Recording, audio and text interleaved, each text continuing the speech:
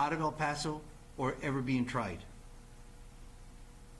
Ms. Rosales, would you agree that all of these conspiracy theories that you have put forth before various courts for various political reasons are void totally of any evidence?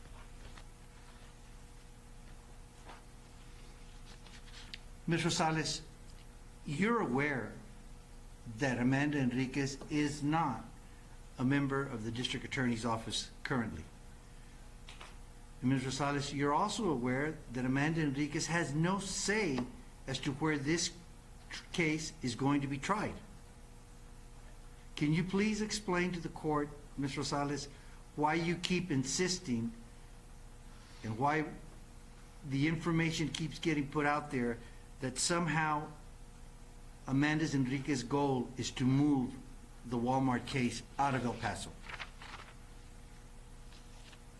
Ms. Rosales, why did you, strike that, Ms. Rosales, what was the purpose of you introducing Roger Rodriguez on July 1st to the victim's family after Judge Medrano issued a gag order? Ms. Rosales, you were present on the second floor when Roger Rodriguez told the victims that we are going to recuse the judge. Weren't you? Ms. Rosales, you did not do anything to correct any representations that Roger Rodriguez made to the victims of the Walmart shooting on July 1st of 2022 after Judge Medrano issued the gag order, did you? Ms. Rosales, you're aware, or are you even aware, that Patrick Cruces has been in federal custody for over 3 years. And since his arraignment, the District Attorney's Office, your District Attorney's Office, has not once writ him over or attempted to writ him over. Ms. Rosales, do you even know the process on how to writ a federal prisoner into state custody where there's dual jurisdiction and there's dual cases pending?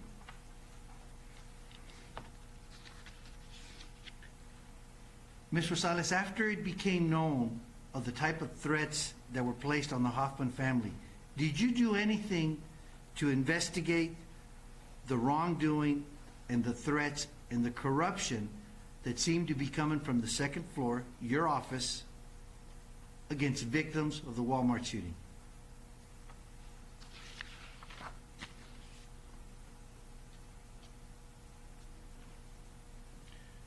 Ms. Rosales, isn't it true that all the decisions you have made since you take office has been what is politically correct in your mind versus the sworn oath you took for justice to be served?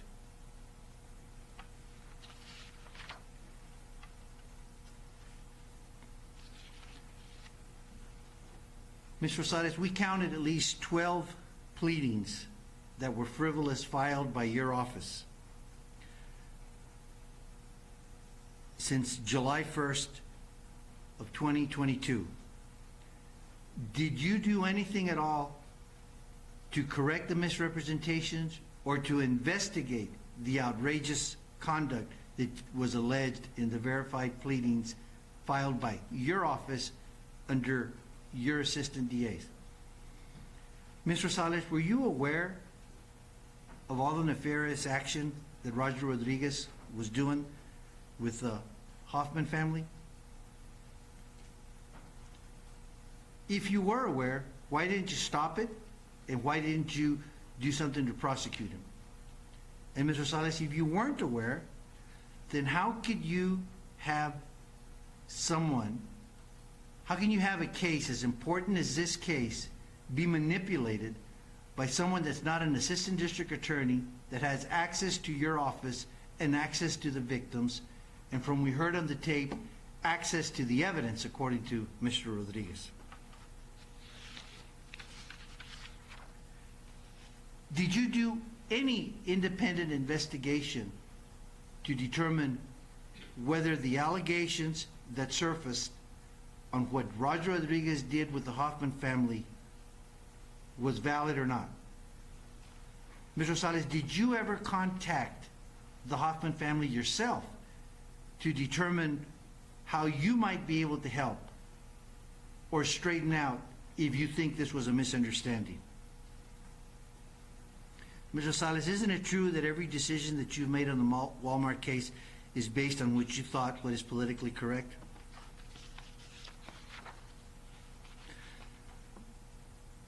Ms. Rosales, you have not, as far as we can tell, been in this office, in your office, for the last 8 weeks. As a duly elected official of El Paso County, highest law enforcement officer in El Paso County, where have you been? Ms. Rosales, you're aware that the defense team had gone through great efforts to serve you. Why were you avoiding service? Ms. Rosales, have you heard Roger Rodriguez's voice on the tapes, or have you only read the Cole Sterl transcript? Ms. Rosales, would you agree that had you heard the actual transcript, his voice, you would have picked up the intimidation and the aggressiveness of Roger Rodriguez when he's talking to the Hoffman family?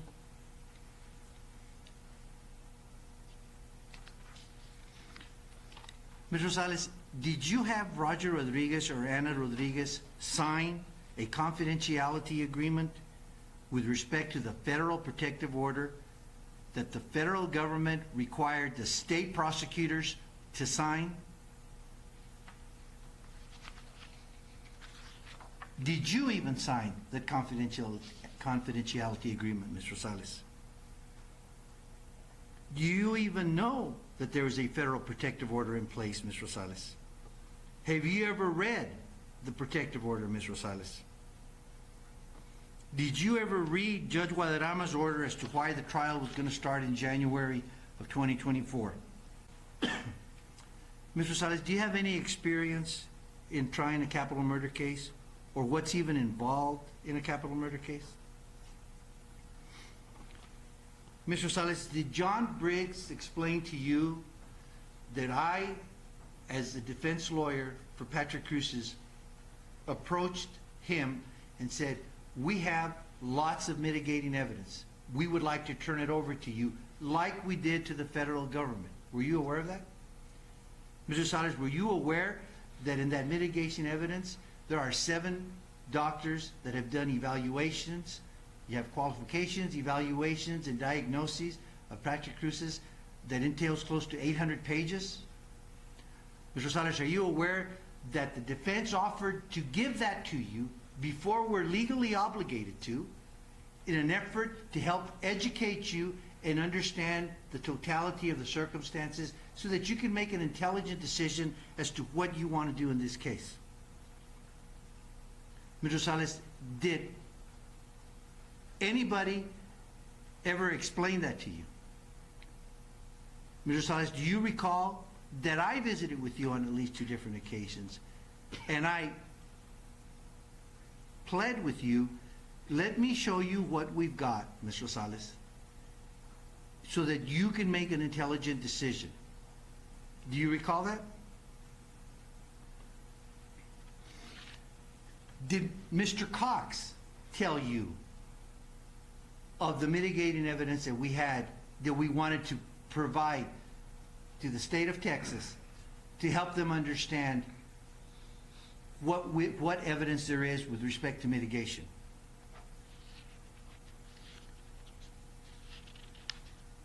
Ms. Rosales, do you recall that at some point what was more important to your office, as opposed to what the evidence showed, was what would the public think if I didn't seek the death penalty on this case? Ms. Rosales, did Roger Rodriguez ever have an access card to your office where only staff and assistant district attorneys would have access to that?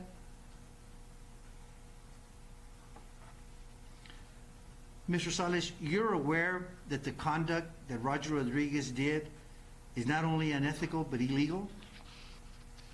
Ms. Rosales, are you aware that the conduct of Curtis Cox is not only unethical but illegal?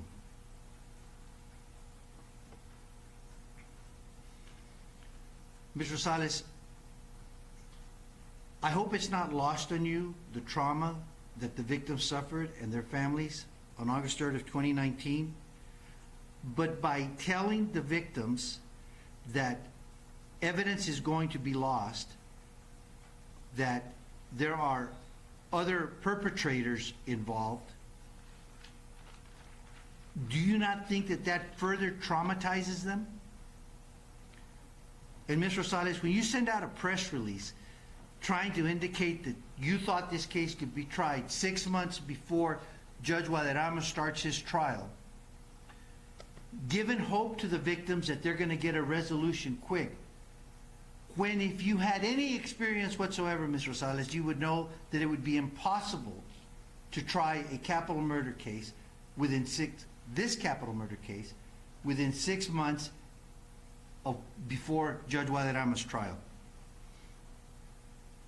Mr. Rosales, are you aware of the continuing trauma and uncertainty that you caused the victims and the community by the lack of effort that you have done in marshaling the evidence and preparing for this case?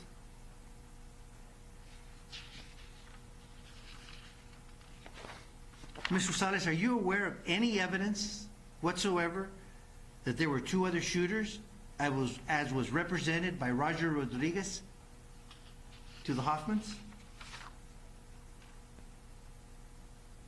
Ms. Rosales, after you read the transcript or heard Roger Rodriguez's voice captured on tape by the Hoffmans, did it shock you?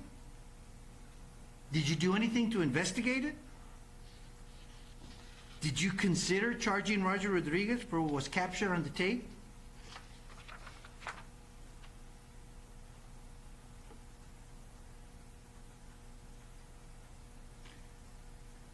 Ms. Rosales, did you direct Roger Rodriguez to meet with other multiple victims to further your political agenda?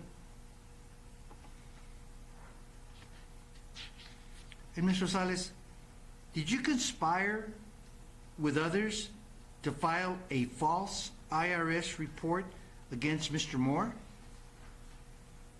And why would you do that, Ms. Rosales?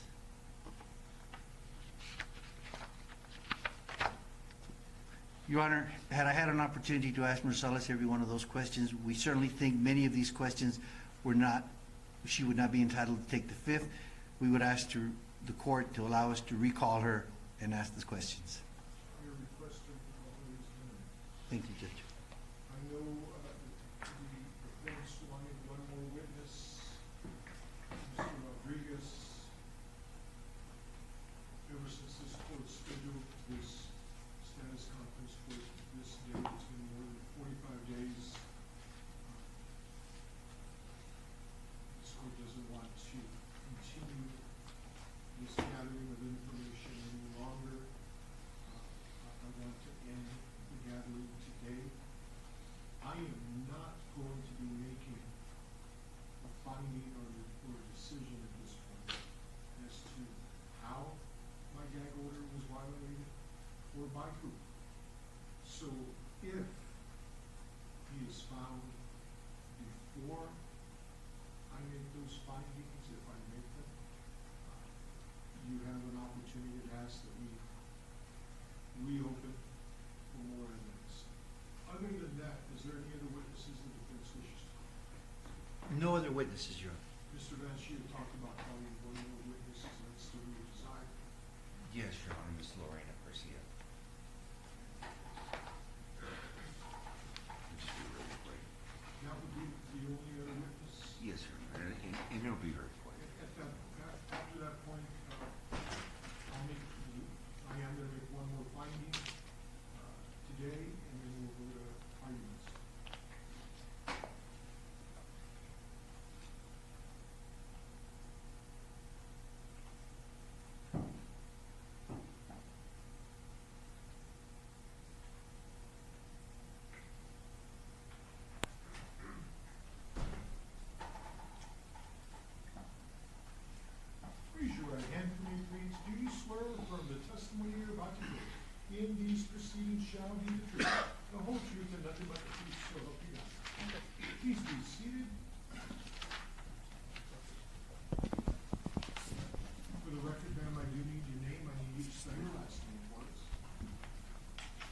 My name is Lorena Garcia.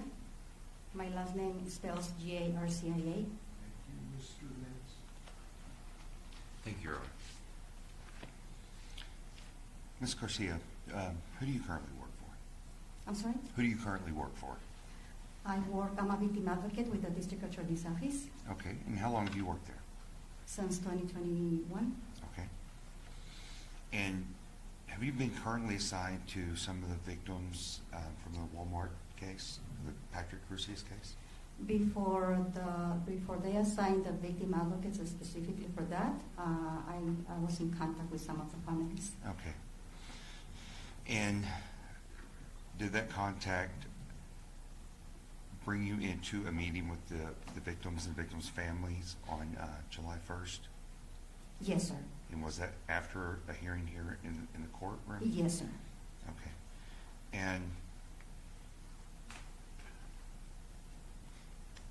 was Roger Rodriguez present there? Yes, sir.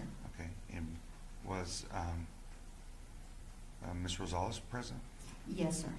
And about how many of the victims and victims' family were there? There were many Okay. families. I don't remember exactly how many. And what were you going to do for the victims and the victims there? I was present because I was explaining to the Spanish speaker victims what was said during the meeting, Okay. basically interpreting what was said. And did anybody introduce Roger Rodriguez? No, sir. Okay. Then how did he get all of a sudden to start discussing and talking to the victims? Can I explain a little Yes, bit? yes, ma'am. Okay. Well, while I was there, Mr. Rodriguez was present. Mr. Briggs was explaining to the victims what the gag order meant. Mm-hmm. And Mr. Briggs was explaining, how we're not supposed to violate the gag order, that all of us were supposed to obey it. And he said that one of the families said that they didn't feel like very comfortable with Judge Medrano because he disliked Ms. Rosales, and they thought that was going to affect the case. Okay. So Mr. Briggs explained that most likely Judge Medrano would be the judge in the case. Okay. And at that point, Mr. Rodriguez just jumped in to cover the conversation. And since I was doing the interpretation to Spanish speakers, when Mr. Rodriguez said, may I, and he started talking to the victims, I let him talk for a while in English, and I said, may I translate? And he said, no, I'll do my own translation. Okay. And did anybody give him permission to do that? No. And how long did he talk with them? How long? It was long. I can't give you a time frame, but he kept going on, and it took long because he was actually speaking in English and then doing his own translation into Spanish and interpretation into Spanish. Did he ever state who he worked for? And yes, at the beginning when I tried to introduce him, I turned to Mr. Alhan and I said, who is he? Because I was interpreting or explaining in Spanish to the victims, and he didn't let me, and I recall that he said he was working for the governor, and at some point he was explaining to the victims something about a grant. That's what I recall. Okay. Well, I mean, did you actually introduce him, or you were looking back to see if you should introduce him, and he just took He over? didn't Or let me. okay, and you didn't even know? Did you know who he was at that point? No. Okay. I'll pass witness, Judge. Mr. Spencer. Thank you, Your Honor. Good afternoon, Ms. Garcia. Because I'm going to ask you just a couple of questions. If you don't understand, let me know. I'll reword it or rephrase it. Okay, ma'am? yes, sir. Okay, thank you. You've been in the District Attorney's Office since 2021? January 2021, I 21, was okay. hired. Previously, I worked Okay. 14 years with the Center Against Sexual and Family Violence. You said are you a victim's advocate? Yes, sir. Okay, all right. Were you the victim's advocate assigned to the Hoffman family? No, sir. Okay, all right. You said Roger Rodriguez was present, right? Yes, sir. Okay. Does Ms. Rosales often have members that are not part of her staff come in when they're discussing a case, like a capital murder case, with the victims? I am not familiar with all. I just go there to interpret or talk to explain to the victims in Spanish. I really don't know who actually is in the room, if they're invitees or staff or even victims, because I don't know all the families. You know everybody that works in the district attorney's office, right? Not really. Not really. You work Too in the many people. There's too many people. Okay. Did you think Roger Rodriguez worked in the district attorney's office? No. So you knew he was not an employee? I didn't know. No, I never heard that he was an employee. Okay. My question is, did you think he was an employee? No. Okay. So you knew he was not an employee, correct? If I knew if he was an employee or No. he was.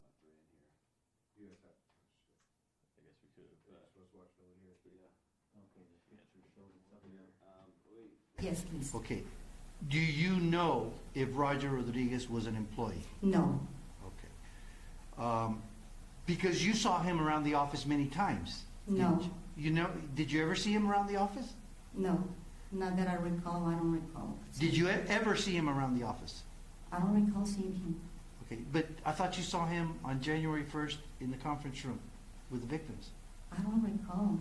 Maybe I did. You said January 1st. January the 1st?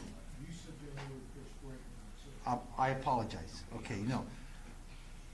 July 1st, okay, of 2022, Roger Rodriguez was in the conference room. was he Yes, not? sir. You saw him then, right? Yes, sir. Okay. Did you ever see him after July 1st in the district attorney's office? Anywhere in the office? No, sir. Okay. Was that the only time you had seen him? I saw On him. July 1st, I'm sorry. Was the only time you saw him July 1st of 2022? I saw him here in the courtroom during the hearing before the meeting downstairs on the second floor. The victim advocate's office is actually across the hall from the main entrance to the DA's office, is it not? We're split in two different places, so where I am at is like, let's say, behind the front desk in that area. You're behind the front desk. Yes, in the Okay. hallway. Okay. When Roger Rodriguez started speaking to the victims, Yvonne Rosales was present, correct? Yes. Okay. Yvonne Rosales didn't say anything to prevent Roger Rodriguez from speaking to the victims, correct? No. Is that correct? Is that correct? Yes, sir. Okay. So it appeared that he had the ability and free reign to say whatever he wanted to say to the victims because nobody stopped him. Is that true? Nobody stopped him, but I don't know if he had permission. He just started talking, jumping to cover. Okay. You said that you recall that he said he worked for the governor? Yes. Okay. And something about a grant? Yes. Okay. Do you remember what about a grant? Honestly, no. He mentioned a grant, and he was explaining, because I'm not familiar, I wasn't familiar with him or what he was talking about. All I know is that he introduced himself as working for the governor, and he mentioned a grant, and he started explaining to the victims how he was able to get a grant. Okay. Did you hear him mention that they needed to recuse Judge Medrano? Yes. Yes? Yes. Okay. Did you hear him tell the victims, did you hear Mr. Briggs disagree with Roger Rodriguez? They had a small argument. I don't know exactly when Mr. Rodriguez said that, but it was about the gag order.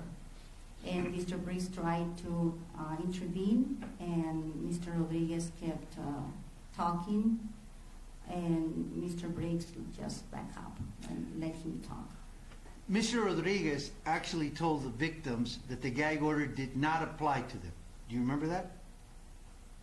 No, I You don't remember. Okay. Do you remember that Mr. Briggs told the victims that the gag order does apply to them? Do you Yes. remember that? Yes. Okay. So you said that there was a disagreement between them about the gag order. You don't recall that it was because Mr. Rodriguez's interpretation of the gag order was it didn't apply to the victims, and Mr. Briggs' interpretation is that it did apply to the victims. Can you rephrase that, please? Sure. Let me break it down for you. You told us already under oath that there was a disagreement between John Briggs and Roger Rodriguez about the gag order, correct? Yes, sir. You recall that John Briggs said that the gag order applied to the victims. Yes. I thought you said you didn't recall if Roger Rodriguez said it did not apply. Is that correct? Yes. Okay. Do you recall if the argument was about whether or not the interpretation of Judge Medrano's gag order to explain it to the victims? Do you recall? No, I don't recall. Okay. All right. You said that. Well, let me ask you this. Were you the first one in the room, in the second floor conference room, after the July 1st hearing? No, sir. Okay. When you came in, who was already there? When I walked in, trying to remember. When I walked in, it was Ms. Rosales, Mr. Alhana, Mr. Rodriguez, John Briggs, and a few other, the families, of course, and if I'm not mistaken, a few other ADAs. Okay. So when you walked in, Mr. Rodriguez was already there, Yvonne Rosales was already there, Mr. Briggs was there, and other victims were there. Is that correct? Yes. So you don't know what was said to the victims prior to you arriving. You don't know what Ms. Rosales introduced, whether she introduced Roger Rodriguez before you got there to whoever was present, correct? I was there to. They were waiting for me to interpret to the victims. You don't know what was said before you went into the room, do you? No. Okay, because Mr. Rodriguez didn't even want you to interpret for him, because he said he does his own interpretation, right? His own translation, correct? Yes. So you don't know what was said prior to you arriving. Fair? Fair. Okay. And at some point, do you recall that Mr. Rodriguez left with the Hoffmans and went to another room outside the conference room? No. You don't recall? No. I don't know what happened after the meeting. Okay. You have a moment, Joe? I'll pass it with you, sir. No more questions. Thank you, Ms. Garcia. You can go back to work. Thank you. We've concluded the evidence in this status, is that correct? I'm sorry, Your Honor. We've concluded Yes, the presentation yes, Your of Honor. evidence. Yes, Your Honor. The court is going to make the following finding with regard to the testimony of Mr. Dickey. The court does not find it to be helpful nor persuasive to the court in the state's allegations of altered recordings or lack of authentication. Mr. Vance, you may proceed with your closing argument.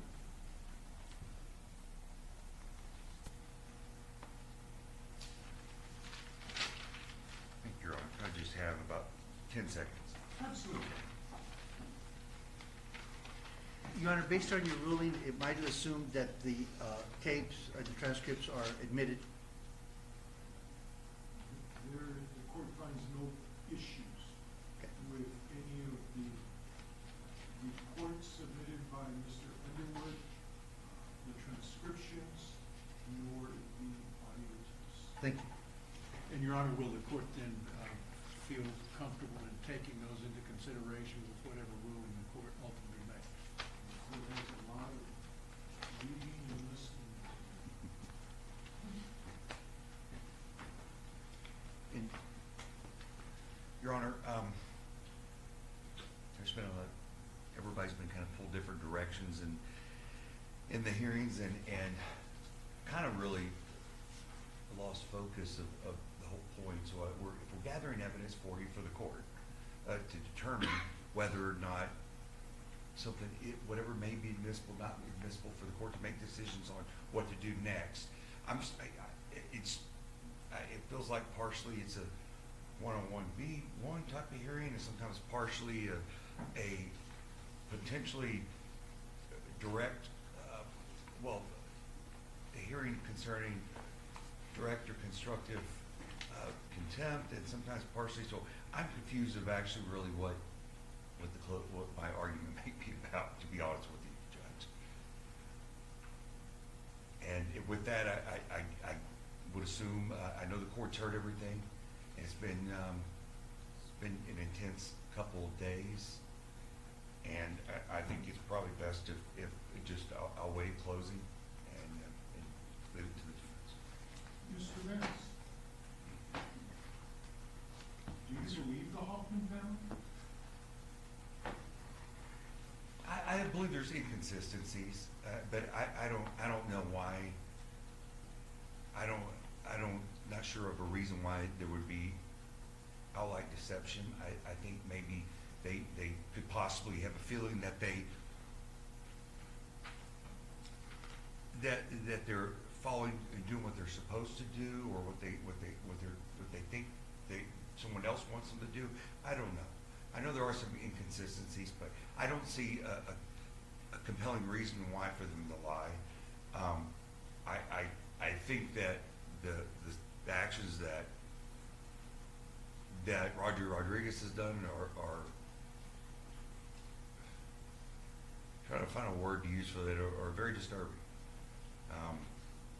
I can't imagine why anyone would make those statements on in any time, whether they're recorded or not, about so many different subjects, and be of same mind, to be honest with you. I'm really, really confused at that. I truly don't believe that Ms. Rosales has tried to put him in that position. I think that maybe something should have been done. And I think hindsight is always 20/20. And I think that was a grave mistake to allow him in the room like that. And I think it's kind of likened to leaving the gate open, and the fox gets into the hidden place, whatever you may call it. There you go. Thank you, Judge. I really don't think I don't think that, from what I've known, again, I have not been here very long, but I don't think that people from the office really had the nefarious intentions as Mr. Rodriguez did. But I do believe what he did was completely wrong and unacceptable. Mr. Vance, before I let you sit down, I want to thank you for being here. This began way before you even got into the DA's office, and you were put into the line of fire. And thank you for your candor. Thank you for your advocacy, and thank you for being here representing the state today. Thank you, Your Honor. Mr. Spencer, before you begin your closing, I'll ask you the same thing I asked Mr. Vance. Did you believe the Hoffman family? Absolutely, Your Honor. You may proceed. Thank you. May it please the court. You know, it's all about integrity. It's about honesty. It's about doing the right thing. I'm in a unique position right now. I've never found myself with so much to work with that I almost don't know where to start, Judge. And I know it's not a jury argument, so I'm not going to do my typical jury arguments with you, but it's really simple, I think, for the court. Was there a violation of the gag order? Absolutely. Did the DA herself, the assistant district attorneys, and legal representative of the district attorney's office engage in misconduct, deceit, and trickery, engage in perpetrating a fraud on the court, and use victims as political pawns? Absolutely. So what's the remedy? I don't know, Judge, because I'm afraid, and I am sure, that we haven't heard the entire fallout yet. I am sure that there will be greater fallout, and we have not had the opportunity, nor are the members of the constabulary finished with their investigation. It's really a sad day for the legal profession in El Paso, because we are better than that. The judges in this courtroom are better than that. The prosecutors, most of them, for the most part, the ones I've had experience with day in and day out in the courtroom, trying cases, are typically better than that. And the defense lawyers are better than that. We are better than this. And we have such a black mark on the El Paso legal community that we don't deserve. And it really goes around the purpose of what was trying to do. And that was trying to use the victim as political pawns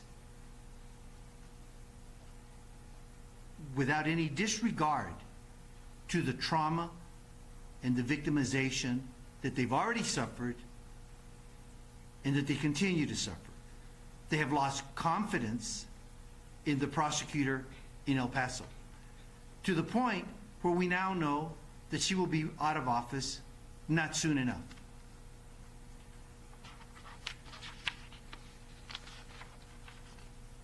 I want to just give a brief review of the evidence. The state's expert, there were no alterations. No alterations whatsoever. And I heard the court say I have a lot of reading to do and I have a listening to do. When you read the sterile page of the translation of the transcript of Roger Rodriguez, it's offensive, it's outrageous, and it's unconscionable. But when you listen to the sinister voice, the intimidation, and you hear how he's talking to the Hoffman family, that's chilling. That speaks louder. Those words speak louder than the cold, sterile page. I asked the court to listen to that as well. And I know the court well. Thomas Hoffman, who testified,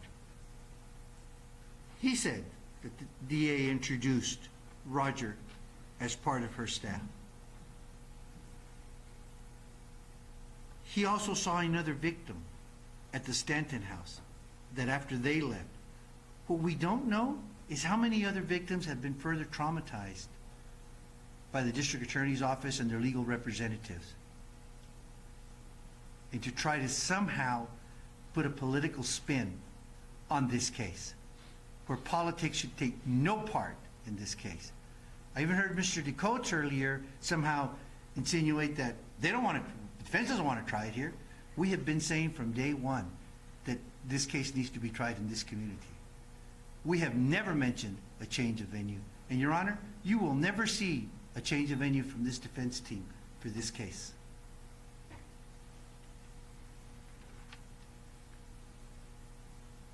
How Roger Rodriguez can tell the victims that he has people taking care of him and he's got snipers.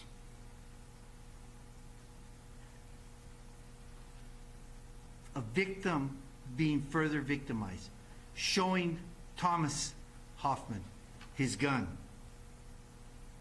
The type of intimidation that thugs do. Later on, we find out that his mother signed a document that she thought was part of her humanitarian visa application, when it turns out that it was another fraud perpetrated on the Hoffman families to further perpetrate a fraud on this honorable court, to further advance their political agenda. Throwing out issues of suggesting to the victims, to the Hoffman specifically, that really the responsible parties, a millionaire in El Paso who hired Cruces. Why they would continue to traumatize the victims that way is something that I think the legal profession has a hard time getting its mind around that. I think the general public thinks they cannot be true. Statements made to the Hoffman family to try to get them to come on board for Roger's agenda to help Yvonne Rosales' agenda by saying that Amanda Enriquez wanted to move the case. We know she has no standing to move the case. And if you had listened to her interview, she merely stated, I could see the case could get moved. In fact, I've heard many defense lawyers say, I anticipate that the case is going to get moved, that the defense is going to move for a change of venue. Not one of those lawyers have ever asked us what we intend to do, but everybody has an opinion, and that's okay. But to somehow say that Amanda Enriquez is actually doing something nefarious when she's not? And how did these emails with the media distribution of the district attorney's office end up in the Hoffman account? Well, we know now. We know now. They became suspicious of Roger, which is why they started tape recording him. I venture to say, Your Honor, if they hadn't had the courage and the foresight to capture on audio what was being said to them, everybody would be thinking, that's not true. That couldn't have happened. Because I'm listening to it and I can't believe it.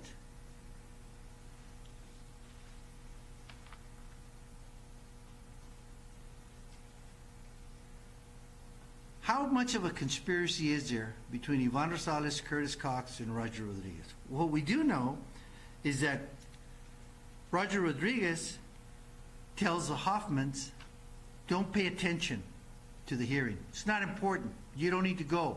You're going to get a call from the district attorney's office. You're going to get an email. Don't answer the call, ignore the email.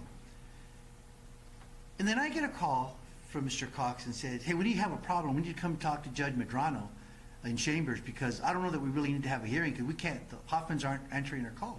So we come down, Mr. Valenzuela and I think Mr. Stevens was on the computer, and we go in Chambers, and Mr. Cox and Mr. Ferguson are telling this honorable court, they're not answering our calls. They won't answer our calls, they won't answer our emails, we don't know what's going. And that became real suspicious. So I don't know that we need to have the hearing, let's just cancel the hearing. And what we now know is that their purpose for canceling the hearing was to have enough time to file a motion to recuse you. But what they represented to you is that they can't get hold of them. So it's not coincidental that Roger tells them what not to do so that they can come and represent to you. I guess somehow they think, well, I can make an honest representation to the court. They're not answering my calls. They're not answering my emails.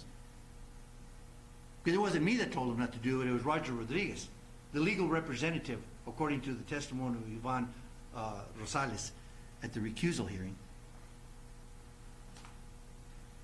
That is just unbelievable how it fits together.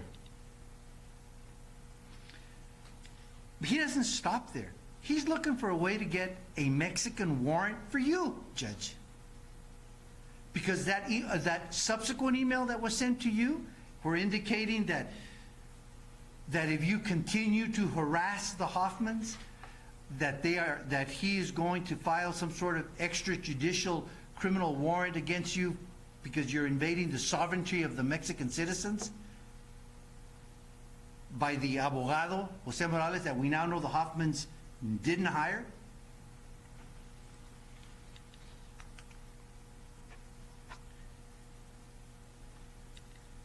And for whatever reason, Roger Rodriguez seemed fit to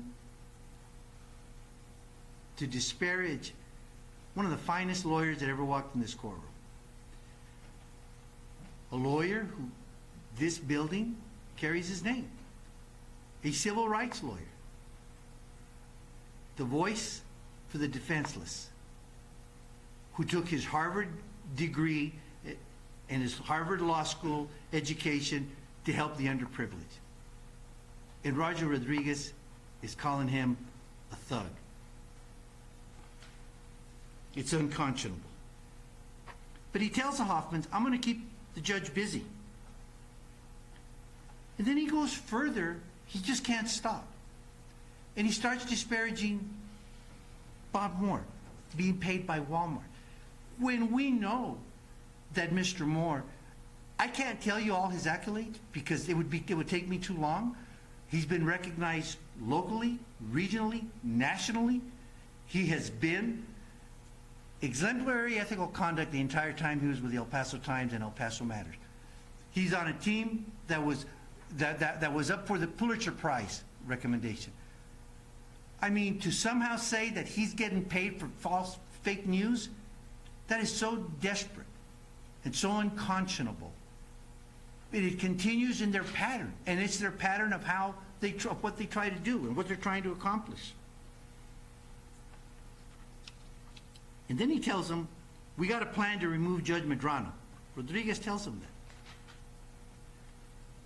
So how can they not be in concert in a conspiracy with Rosales and Cox when that's exactly what gets filed? A motion to recuse you. Because blows are coming to the judge. Then he threatens Rosa Maria, he threatens Thomas's mother in Juarez, in Mexico.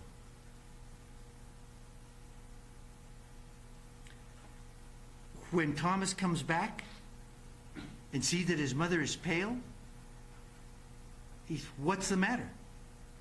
And then we now find out, because Thomas confronts Roger, and it's on the tape, you threatened my mother. Oh, I didn't. She didn't understand. She's got mental issues. He tries to downplay it.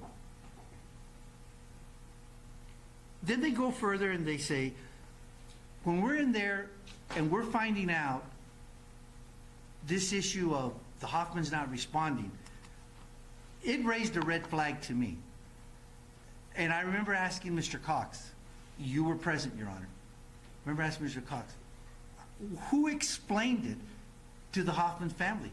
Because from reading the emails, all of us knew the way it was written, it came from the second floor. It did not come from a victim, the way it was written. So who explained it to them? We're trying to get to the bottom of it to avoid a violation of the gag order.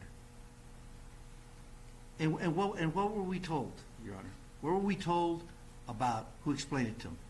Well, I think Mr. Briggs may have misunderstood, may have not read it correctly, and may have not understood the order, may have given bad information. That's what Mr. Cox said. You and I know Mr. Briggs to be a highly intelligent, good prosecutor. Doesn't confuse those things. But the implication was that somehow it was Mr. Briggs' fault. And he even went further and said, Mr. Briggs is going to sign an affidavit. I said, okay. I said, he's going to sign an affidavit. I go, well, then maybe he did. I'd be surprised. When we left chambers, Your Honor, I didn't get to the elevator before I got on the phone and I called Mr. Briggs. I said, hey, John. I said, what affidavit are you going to file? He goes, I don't know what you're talking about. And what did we find out from Mr. Briggs' testimony at the recusal hearing? That Curtis Cox went to him and said, I want you to sign this affidavit. He looked at it and said, I'm not signing that affidavit. A few days later, he's fired. To his credit, his livelihood and uprooting his family and his stability and his employment, because he was not going to perpetrate a fraud, or he was not going to participate in perpetrating a fraud. And he gets terminated for it. Honest prosecutor.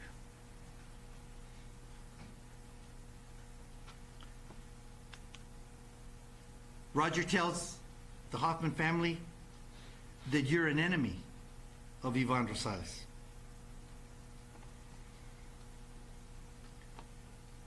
And that's why he has a gun to take care of enemies. But he also tells her he's got snipers everywhere.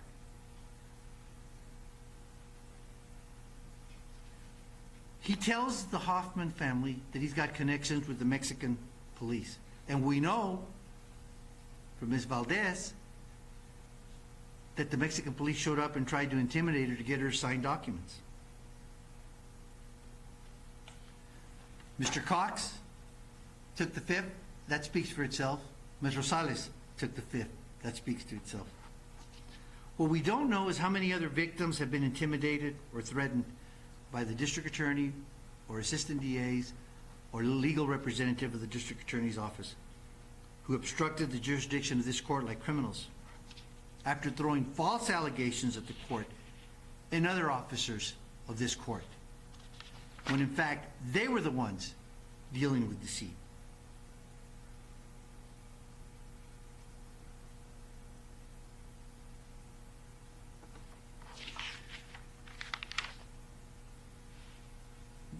The Hoffmans clearly have been cleared by this court yesterday.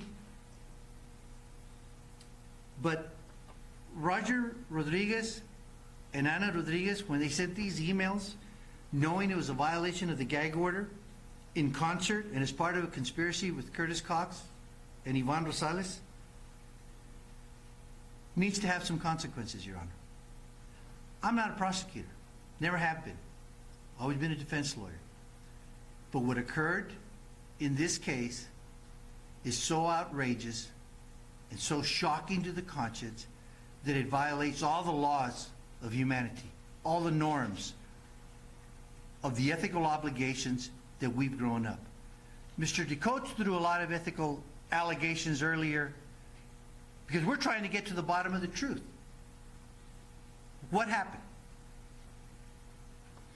I thank the Hoffman family for their courage. I thank Mr. Underwood for his courage to get to the bottom of it. I thank Mr. Carmona to have the foresight to file the motion, the petition for removal. And I thank Ms. Bernal, our county attorney, who had the courage as well to proceed with these proceedings. We as a legal community are better than the mess the district attorney's office has created. And we're going to urge you, Your Honor, for you to find the conduct that they did was outrageous, was intentional, was fraud, with trickery, deceit.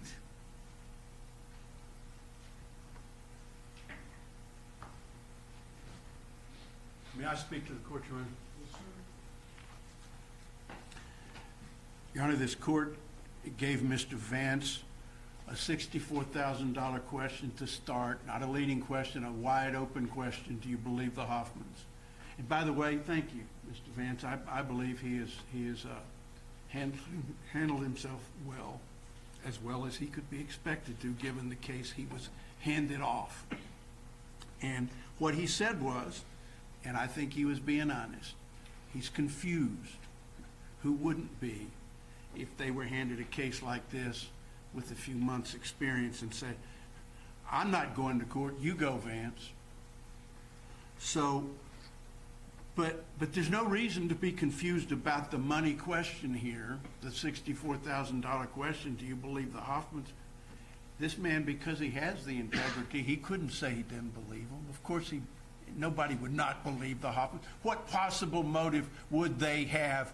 What possible motive would Thomas Hoffman have to come in here and not tell the truth? That alone convicts, if that's the right word, Roger Rodriguez.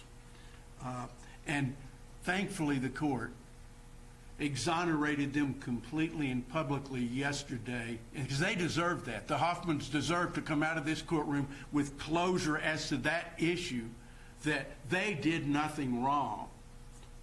And how dare the people who did, the Rodriguezes for sure, how dare they drag these victims and make victims of them again. It's just, as Mr. Spencer said, it shocks the conscience. But I wonder, the simple answer, when Mr. Vance was asked whether he believes the Hoffmans, I think the real simple answer would be absolutely, Your Honor. And I wonder what other victims are going to think when the district attorney herself can't stand up and say, I believe Hoffman. I believe Hoffman over Roger Rodriguez. So Mr. Vance says, Roger Rodriguez is very disturbing. I say that is the understatement of the year. Roger Rodriguez's conduct is very disturbing. Mr. Vance calls it a grave mistake. But I think that's also an understatement. It was more than a grave mistake, as Mr. Vance puts it, on the part of Ms. Rosales to let him anywhere near this case. And we suggested it's not just a coincidence that he was in this case from at least July 1st Your Honor. So it's more than a grave mistake. So it's clear that Roger Rodriguez violated the gag order. And the court is commended for wanting to hear everything and giving him, that fugitive, every opportunity to come to this court and explain himself. I hope he does someday, because there is no explanation. I hope he doesn't stand up and take the Fifth Amendment like his colleagues, I suggest, did. And I hope we can finally get to the bottom of it. But at least we're to the bottom of this. The Hoffmans did nothing wrong. And I think it's clear as bell, Roger Rodriguez and Ann Rodriguez did. So the question then is, what did Rosales and Cox and the rest of the district attorney's office do? Well, I think it's pretty clear, though. And we may have to rely on circumstantial evidence, because we have been asking ourselves for weeks before this hearing, for months.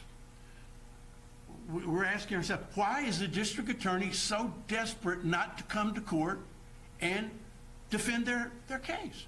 Why can't they come to court and say, Roger Rodriguez didn't do anything wrong. He wasn't working for us. Let's get to the bottom of this. We didn't, but if Roger did something wrong, he was acting all by himself. He's the Lone Ranger. We had nothing to do with this. What would be so hard for the district attorney, the chief law enforcement officer of this county, to come in and just tell the truth? So the way they are linked to this case, unfortunately, maybe it's not. Sometimes circumstantial evidence is the most powerful there is. Because they could have come in and just denied their involvement, but the circumstantial evidence against Rosales and Cox is overwhelming. Think about it, Judge, because when we're thinking, why are they so desperate? And how desperate were they not to have this hearing today and yesterday? Now we know. Now we know. After hearing the evidence yesterday, and who would have dreamt it?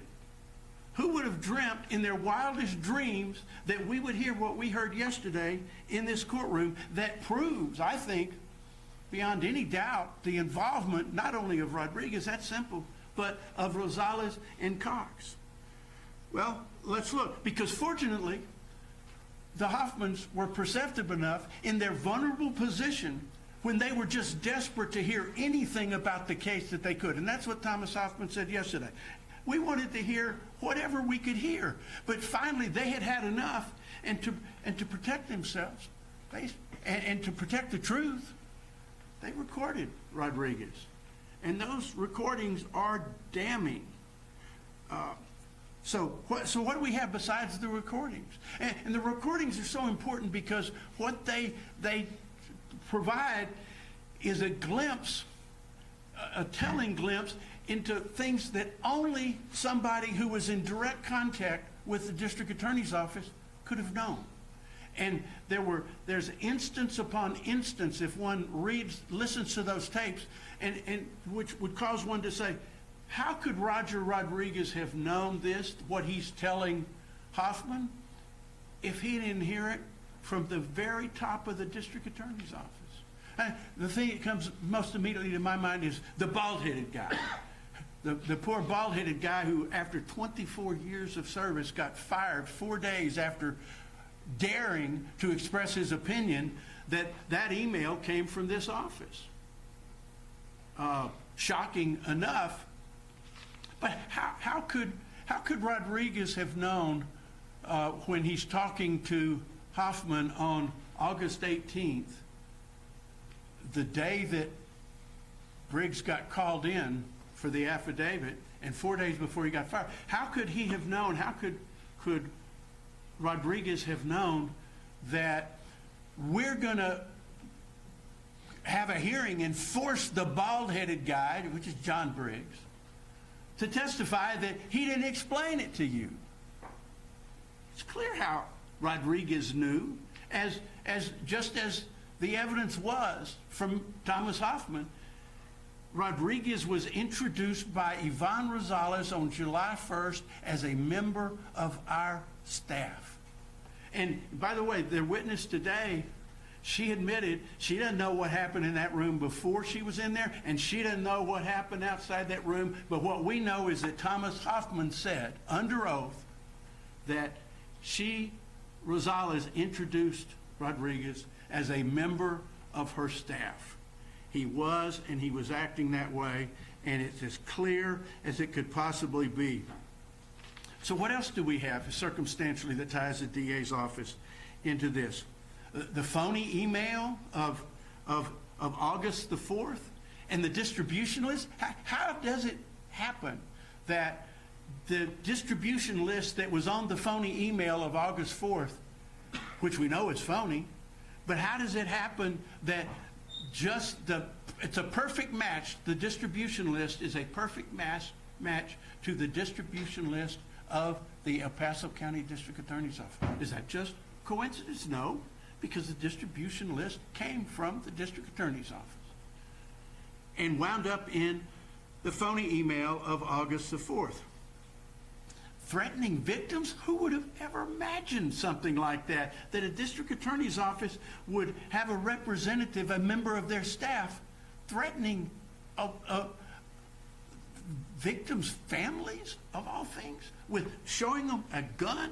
It's like something from the Godfather movie.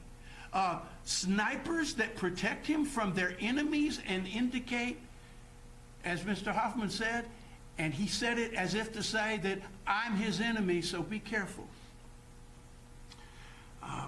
False and groundless pleadings, some of them sworn to by the district attorney's office, done for obvious reasons, just to prevent and delay, perhaps forever, to delay this hearing.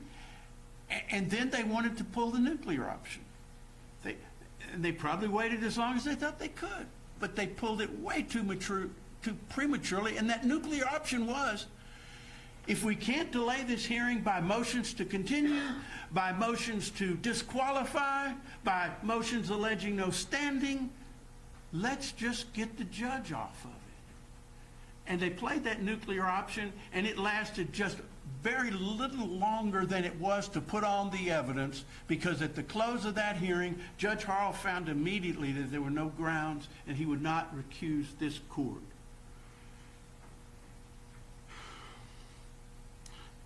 Public officers evading service? Who has heard of that? And we put on, appreciate the court's patience, we put on evidence about the extensive efforts that the investigators went to find these public servants. There's no other explanation for that. They were hiding. Why would they hide? Why would they hide from the opportunity, not the compulsion, but the opportunity to come into the court and explain, we did nothing wrong here? Who does that? Who has seen this in the past? This sort of evasion of process. Mr. Hoffman came in and subjected himself to examination and cross-examination in what must have been an incredibly difficult time for him. Why couldn't the Fifth Amendment? Who has heard in all their years of experience of the district attorney herself coming in and her third in command coming in and taking the Fifth Amendment and refusing the opportunity to defend themselves? Now, if we were prosecuting them criminally, they would have the absolute right to take that privilege, which they did, and not to have it used against them. But this is not a prosecution against them at the present time. So the fact that they took the Fifth Amendment is telling, and it's something that could be considered by the court. They had the opportunity to come into court. They were represented by lawyers, and they chose not to speak. We think that evidence, Judge, is just overwhelming, and the only possible explanation is that the DAs, not just Roger Rodriguez, but the district attorney themselves is involved. And so, in addition to thinking, what strange thing are we going to hear next in the courtroom, we were wondering, what would be the motive of the prosecutors to do what they did? And that's still an open question. Maybe Roger Rodriguez can clear that up for us one day. But what we know is this, and I think that if you look at that August 4th email, it looks as if somebody who had reason to feel threatened by the political candidacy of Miss Enriquez, who I don't know. Everything I've heard about her is she's an exceptionally able prosecutor. But was Yvonne Rosales so frightened of Amanda Rodriguez politically that she thought she would use this case, of all cases in the world to use, she would use this case and that these victims of all victims in the world, that she would be willing to throw them under the bus and sick Roger Rodriguez on them for her own political expediency? And if there's anything more tragic than that, I cannot imagine what it would be.